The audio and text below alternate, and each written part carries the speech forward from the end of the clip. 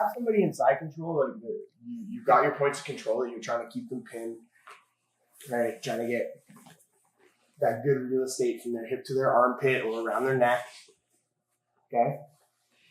And it's for sure that you don't want to let them like bridge and get up. You don't want to give them the way that they want to regard easily. But you've also got to understand that you can't necessarily keep somebody pinned forever, you know? If you're able to keep someone pinned and you just like work your way through and fucking Americana them, then you're a lot better than them when they're exhausted, you know? Somebody who's better is going to move. They're going to find ways to move, okay? So what you're trying to do is control them to limit their movement, make them create the most exposure possible on their way out of the position, right? And that's where we're going to find a lot of our submissions. For example, like if I'm in knee on belly and I want you to turn away from me, I'm going to block your hips and I'm going to block your shoulder, but I'm going to leave one shoulder free. And as you move that shoulder, I can come and attack you on the back, right? Or if I wanted to get an underhook, maybe I'd push this shoulder down and then you'd reach and I'd establish an underhook. Maybe then I'd go and attack Kimura. Okay?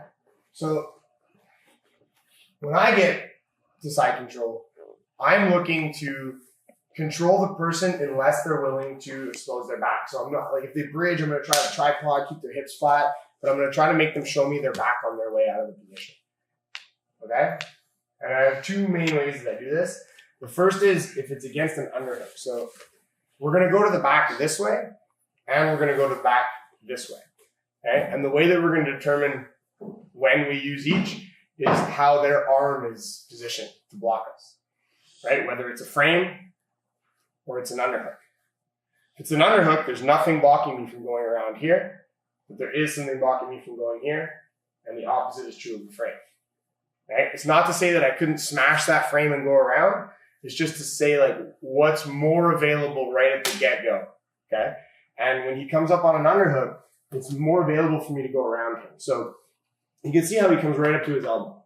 Right? This is an important point because if somebody has a little underhook here and they're just on their side and they're blocking your hip, right? You won't be able to move around them. Okay? But you don't need to. You know? You can attack them right where they are.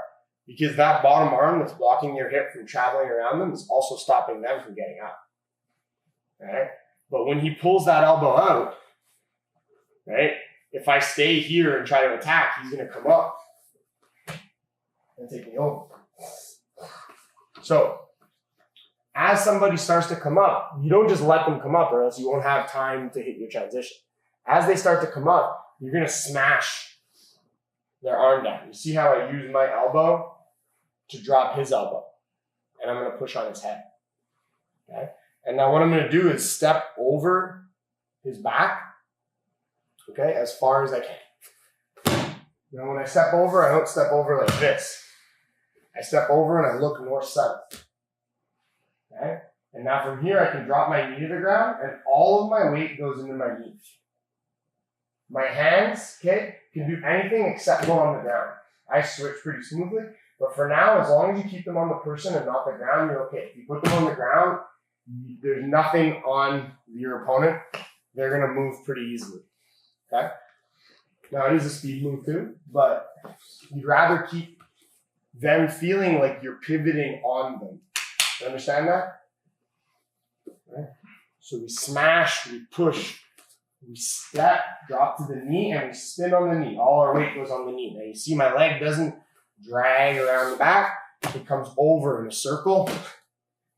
And I land with my knee flush to their back. I also land with a hand inside here. Okay, if you land here, not going to work. You're not going to take the back. You'd have to probably adjust right away like that into side control. Okay, which will happen. So, one of the things we can do when our opponent tries to come up on an underhook is to slow their underhook down with an elbow, to push their head, to step over and around their back, dropping our weight onto our knee and spinning on our knee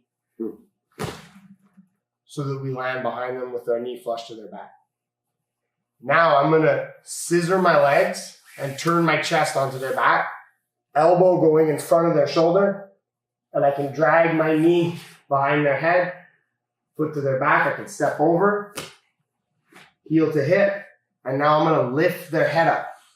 If I don't lift their head up, their shoulder will go to the floor as I sit back. I want to avoid that. So I lift their head up, and I sit into my chair sit.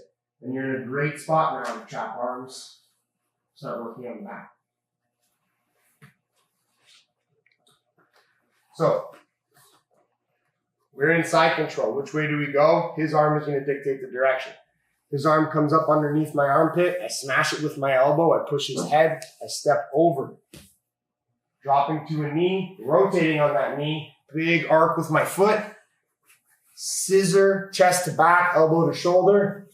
Military walk up to your knee.